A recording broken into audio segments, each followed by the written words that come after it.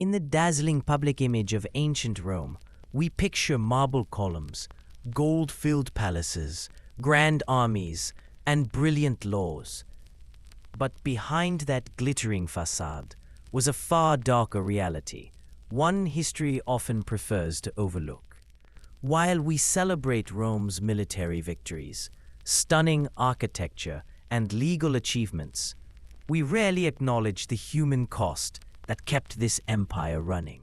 Among the most tragic victims were young men forced into lives as male concubines for the wealthy and powerful. These were not ordinary servants or household slaves.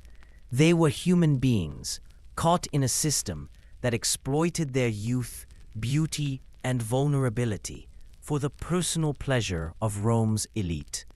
Their existence exposes a side of the Roman Empire that shatters the romantic image we so often carry, revealing the brutal reality of being powerless in a society where strength and status decided everything.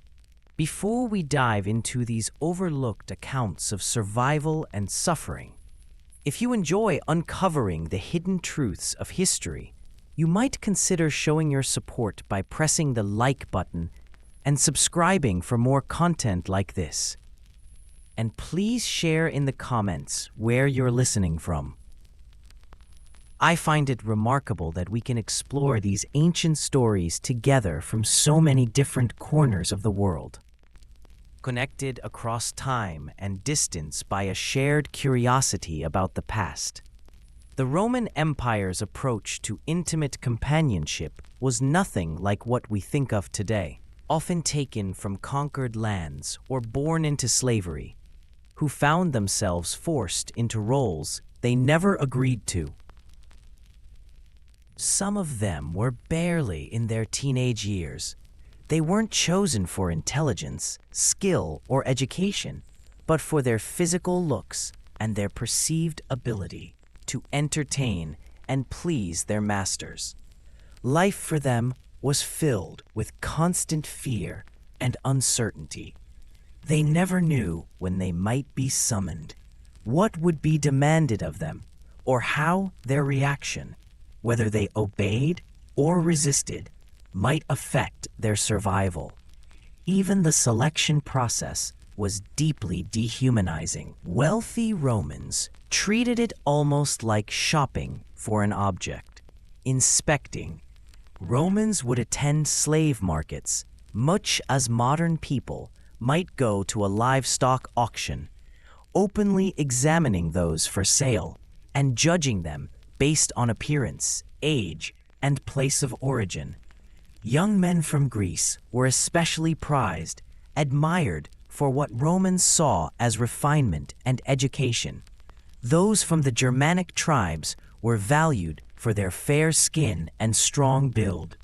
The buyers rarely considered the fear and humiliation these young men must have felt, standing exposed under the eyes of strangers while their bodies and worth were discussed like merchandise. Once purchased, these concubines were absorbed into a household where their lives no longer belonged to them. They were expected to be available at any time, to anticipate their master's wishes before being told, and to show a performance of willing cooperation. No matter what they truly felt, the emotional and psychological damage of living like this is hard to overstate. Imagine being forced to smile and act grateful while enduring treatment that stripped away your dignity and robbed you of any control over your own body or life. The daily reality of a male concubine depended on the preferences and social standing of the master. Some were kept in comfortable rooms, dressed in expensive clothing, and even given education or access to cultural activities. But these privileges were always tied to the expectation of constant availability. Others lived in conditions barely better than ordinary slaves, summoned only when the master desired them, then sent back to cramped quarters without privacy, without personal belongings, and without the faintest chance of escape. What made their situation especially tragic was their complete lack of legal rights. Roman law offered certain protections to citizens and even some limited rights to slaves, but male concubines fell into a gray zone. In practice, their masters' wants always outweighed any concern for their well-being. They could not go to the authorities for help, could not build genuine relationships with others, and could not even voice their misery without risking punishment. The psychological control they were subjected to could be just as devastating as the physical demands, breaking their sense of self and leaving them trapped in a role they never chose. The harm these young men endured was often more psychological than physical. Masters used deliberate strategies to weaken their resistance and make them dependent. At times, a concubine might be granted small privileges or shown brief moments of kindness, but these could be taken away instantly as punishment for even the smallest perceived insult. This cycle of reward and withdrawal kept them in a constant state of anxiety, never certain whether they were in favor or about to be punished. Isolation was another powerful tool of control. Many masters prevented their concubines from interacting closely with other members of the household, cutting them off from any possible friendships or alliances that might provide emotional support. For young men already torn from their families and communities, this was especially cruel. It stripped them of the chance to hold on to their original identities, languages, or cultural roots, leaving them entirely dependent on their master's approval. In some homes, cruelty took the form of calculated competition. If a master kept multiple concubines, he often pitted them against one another for attention and privileges. This ensured there was no solidarity between them. Instead of finding comfort in shared suffering, they were locked in a constant struggle for favor, always aware that losing that favor could mean harsher treatment or further humiliation.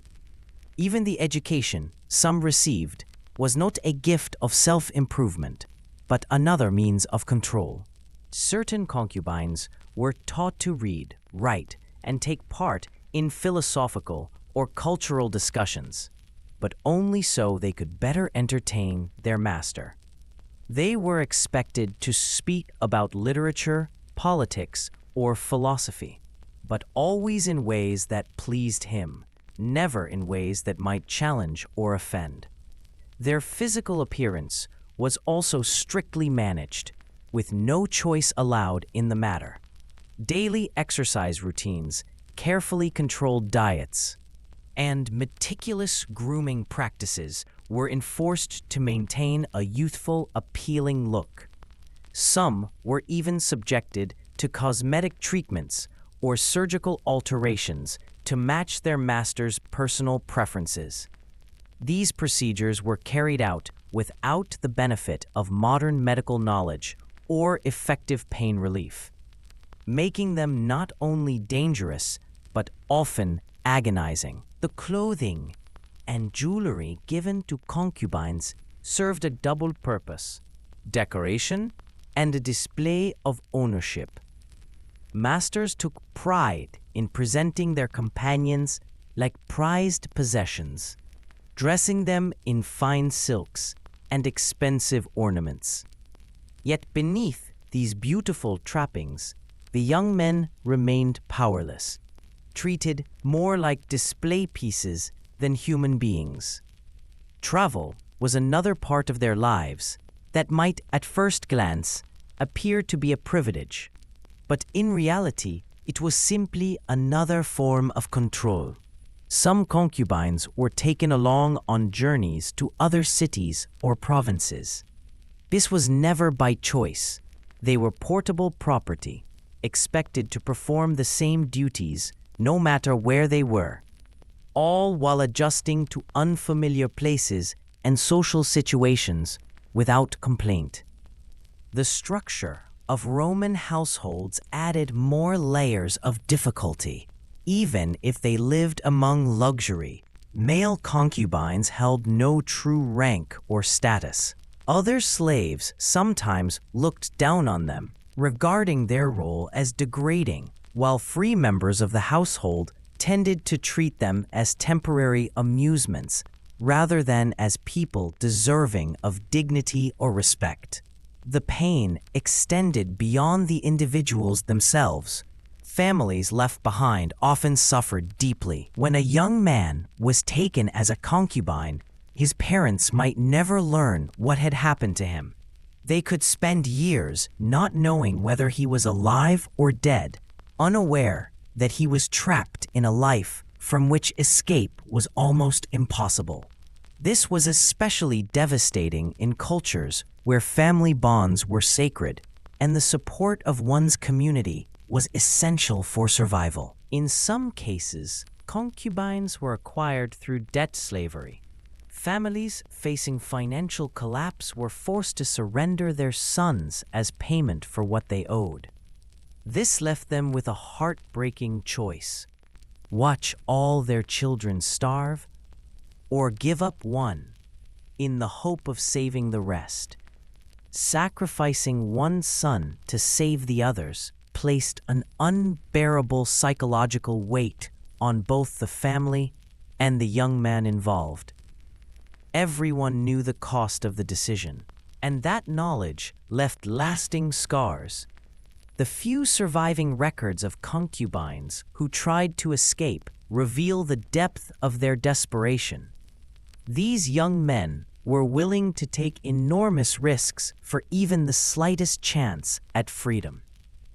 The consequences for failure were brutal, public, and designed to send a message. Punishments often included not only physical torment, but also public humiliation, as masters sought to show their absolute dominance over what they considered their property. Some concubines attempted to end their suffering through suicide, but even this final escape was often denied them. Masters who had spent large sums to acquire and maintain their companions took steps to protect their investment. This meant constant surveillance, restrictions on movement, and the removal of any objects that could be used for self-harm. Religion offered no safe refuge. While Romans honored gods tied to protection and justice, these protections did not seem to extend to male concubines. Few found comfort in foreign religions or mystery cults, but such practices had to be hidden, as many masters controlled every part of their concubines' lives, including their spiritual beliefs. The high economic value placed on concubines kept the market alive. Wealthy Romans competed to possess the most beautiful or talented companions, driving up prices and ensuring a steady demand. This, in turn, encouraged traders and captors to continue seizing young men and feeding them into the system. In Rome, the commodification of human life was not just accepted, it was celebrated among the elite, ensuring that the cycle of exploitation remained unbroken. At its height, this trade turned the lives of young men into nothing more than financial transactions. Specialized training schools existed for one purpose: to prepare these boys to become concubines, much in the same way gladiator schools molded fighters for the arena. These institutions were as cruel as they were profitable. Their goal was to strip away the individuality and resistance of their students, while teaching the behaviors and skills their future owners would demand. The training covered more than just physical abilities. It involved intense psychological conditioning meant to produce obedient, physically appealing companions. The age at which boys entered this system varied, but many were still children when their futures were sealed. The damage caused by growing up in such an environment was immense. These boys never had the chance to build normal friendships, discover personal interests, or even learn what healthy human relationships were supposed to be. Treatment of concubines differed from one region of the Roman Empire to another, reflecting local customs and cultures. In some areas, conditions were slightly less severe. In others, they were far worse. But no matter the location, the absence of freedom and personal choice was universal. The later years of a concubine's life exposed another layer of cruelty. Unlike other enslaved people, who might someday purchase or earn their freedom, concubines whose beauty had faded were often abandoned without support or resources, left to survive entirely on their own. Many concubines never developed the skills needed to live independently. Some masters simply cast aside their aging companions, leaving them to fend for themselves. Others sold them into lower status households, where the conditions were often even harsher. The few who managed to gain freedom and build a better life were remarkable precisely because such outcomes were so rare. To succeed, these individuals had to reinvent themselves entirely, concealing their past and working to overcome the deep psychological scars left by years of exploitation. While their achievements could be inspiring, they also served as a reminder of how extraordinary it was for anyone to escape this system without lasting harm. Medical attention for concubines was never given out of kindness. It was purely a way to preserve their worth as property. Owners wanted to keep their investments both healthy and appealing, so they arranged treatment when necessary. But this care was strictly focused on appearance and physical function, with no regard for mental health or the long-term effects of their experiences. The fact that this system was socially accepted among the Roman elite reveals a great deal about the moral values of ancient Rome. Romans took pride in ideas like honor, duty, and virtue. Yet these principles applied only to free citizens of the proper social class. The pain and suffering of concubines were considered irrelevant, showing just how fully they had been stripped of their humanity.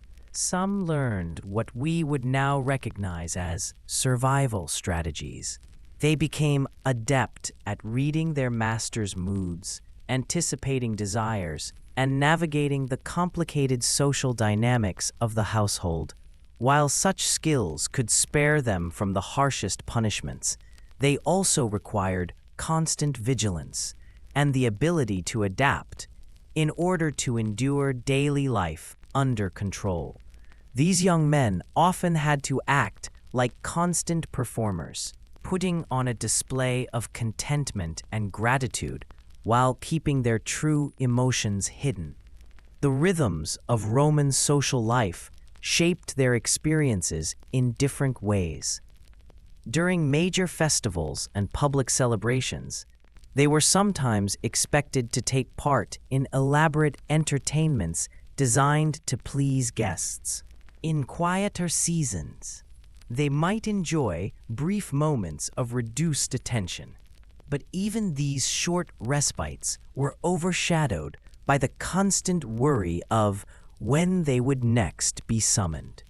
Communication with other concubines or household slaves was often tightly controlled. Still, whenever they found opportunities, they built discreet networks of mutual support and information. They developed subtle hand gestures, coded words, and other hidden ways to warn each other about a master's changing moods or to offer comfort during especially harsh times. Though kept secret, these connections were a vital source of emotional survival in an otherwise isolating and dangerous world.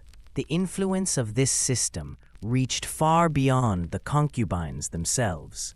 By normalizing the treatment of people as property for personal pleasure, Roman society reinforced a broader culture of exploitation and dehumanization.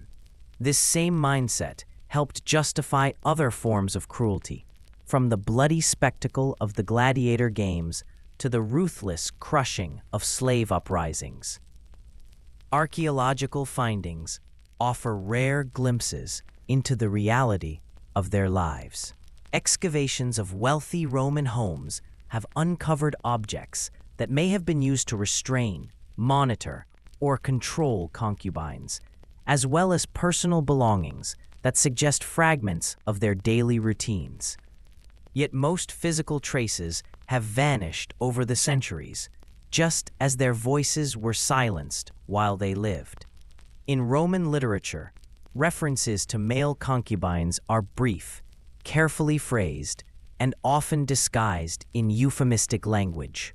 Writers of the time often acknowledged the existence of these relationships without describing their darker realities. Yet, between the lines, we can still glimpse the truth: lives defined by powerlessness and exploitation. One of the most traumatic moments for a concubine came during the transition from one master to another. Each sale meant an unpredictable future, a new household, unfamiliar expectations, and uncertain levels of cruelty or kindness.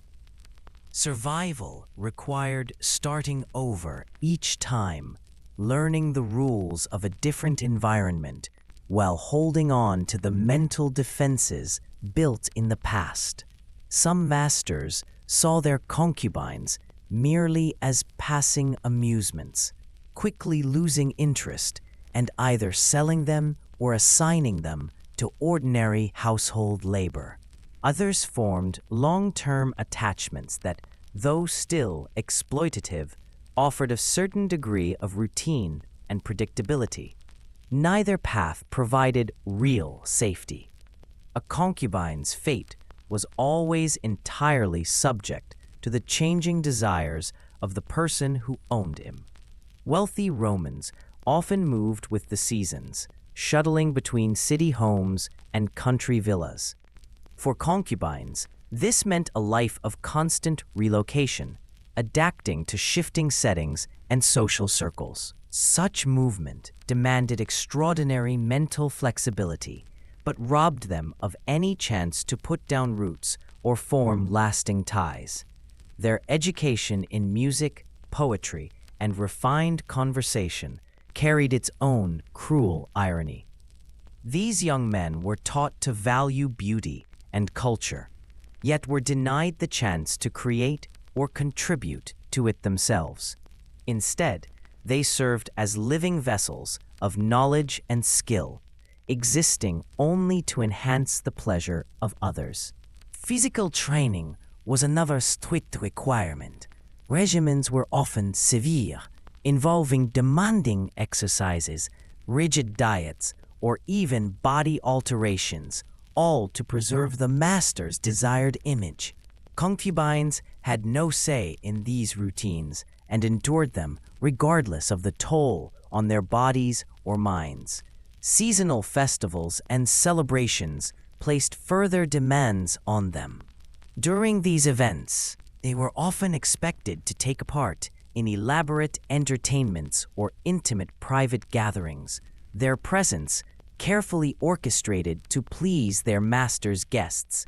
From the outside, these seasonal gatherings might have appeared festive, but for the concubines involved, they were simply more opportunities for humiliation and exploitation. Building personal relationships within the household was nearly impossible. Their ambiguous status meant that even if they lived in physical comfort, everyone knew their position depended entirely on their master's approval. This reality made genuine friendships or romantic connections extremely rare. The trade networks that supplied young men for concubinage spanned the Mediterranean and reached beyond it. Meeting the constant demand from wealthy Roman households fueled incentives for war, kidnapping, and debt slavery. The human cost was staggering, devastating not only the individuals taken, but also the families, communities, and cultures left behind. Training and conditioning involved far more than learning particular talents. It relied on calculated psychological manipulation designed to destroy resistance and foster dependency. Masters and their agents were skilled in spotting emotional vulnerabilities and exploiting them with methods that today would be recognized as deliberate. Systematic abuse. Clothing and jewelry given to concubines served purposes beyond mere ornamentation. They displayed the master's wealth and taste while acting as visible markers of the concubine's status, constant reminders of their lack of control over their own lives. Even their bodies were not truly theirs. Medical treatments and grooming rituals often included painful, risky, or permanently disfiguring procedures, carried out without consent and aimed solely at pleasing the master's preferences. The damage of growing up or spending formative years under such conditions was profound and lasting. These young men never developed a normal understanding of consent, independence, or healthy human bonds. Even if they later won their freedom, recovery was incredibly difficult. Many also lacked the social skills and support networks that could have helped them escape or build new lives. This isolation was not accidental. Masters frequently enforced it to prevent alliances or outside assistance, keeping their property easier to control. Their fate was determined by economic calculations that reduced them to market values, with prices rising or falling based on age, appearance, abilities, and origin. This process of commodification made it easier to see them as objects to be used and discarded rather than human beings worthy of dignity and respect. The normalization of such extreme exploitation and dehumanization reached far beyond the young men who suffered directly. A society willing to tolerate the systematic abuse of its most vulnerable members was also prepared to accept other forms of cruelty and injustice, feeding the broader patterns of oppression that defined much of Roman history. The rare glimpses we have of resistance among concubines show the desperate steps some took to reclaim their humanity and dignity. These acts of defiance, often hopeless and met with severe punishment, prove that even in the harshest conditions, the human spirit could not be fully extinguished. Religion and philosophy in Rome offered no meaningful shield for these victims. While Roman thinkers debated questions of morality, honor, and virtue, they saw no conflict between such ideals and the organized exploitation of powerless young men. The seasonal flow of Roman social life created predictable waves of demand. Certain times of year brought heightened expectations and heavier workloads for concubines, while quieter periods offered little relief, overshadowed by the certainty that busier, more exhausting times were on the way. Damage extended to the communities from which these young men were taken. The loss of sons, brothers, and friends to this trade disrupted families and weakened entire social networks. deepening the harm caused by Roman expansion and exploitation.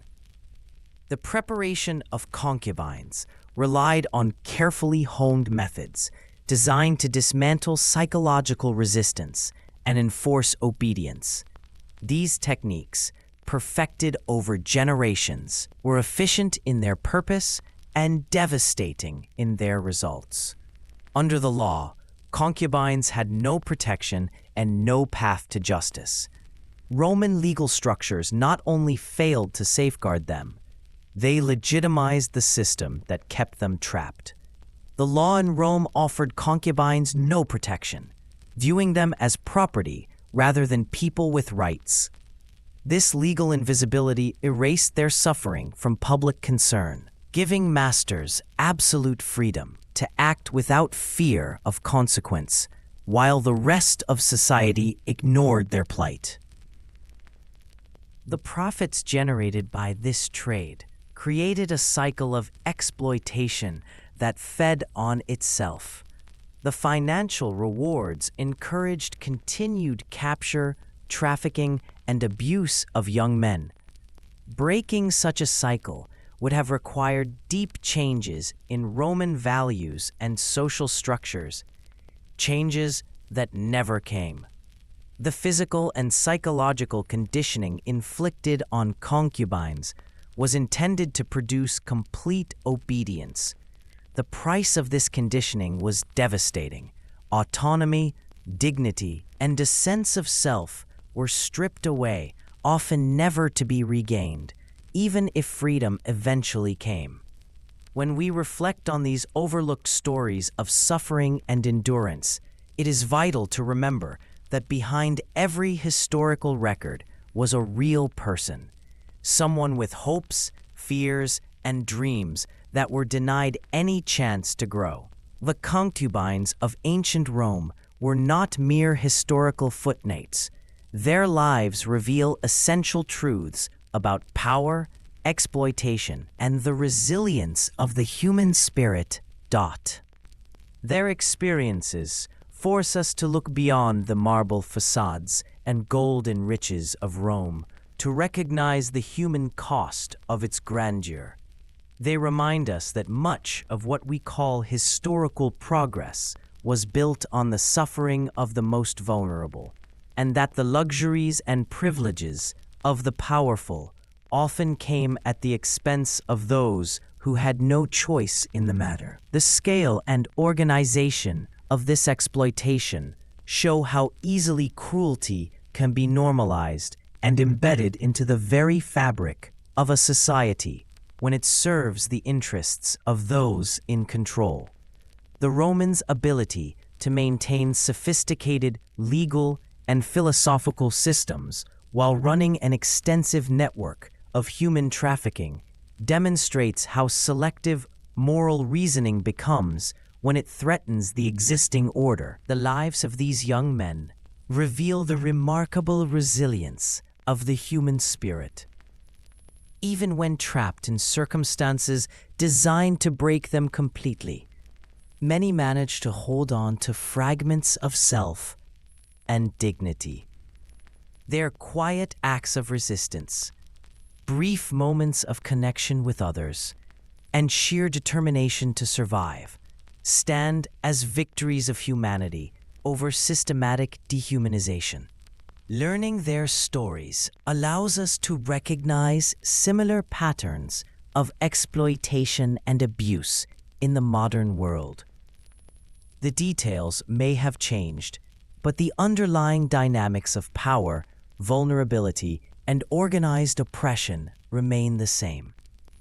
Their experiences serve as a warning of what happens when societies permit the powerful to treat others as objects for pleasure or profit. The silence that has long surrounded these histories reflects our continuing discomfort with confronting the full scale of past injustice. By restoring these forgotten voices to the historical record, we honor their memory and remind ourselves of our duty to prevent such systems from ever taking root again. The concubines of ancient Rome endured and died in conditions no person should ever face. Their stories should not be reduced to lurid curiosities of history, but remembered as testimonies to human suffering and endurance. In remembering them, we affirm their humanity and commit to creating a world where such exploitation becomes impossible. Their legacy forces us to look at how our own societies treat their most vulnerable members, and to ask what future historians might say about the injustices we tolerate or ignore today. The questions their lives raise about power, consent, and human dignity remain as urgent now as they were 2,000 years ago. In the end, the brutal reality of being a male concubine in the Roman Empire stands as a sharp reminder that some of civilization's greatest achievements were built on foundations of terrible cruelty. By facing and acknowledging this truth, we pay respect to those who suffered and strengthen our commitment to ensuring that systematic dehumanization never again becomes the hidden cost of progress and prosperity.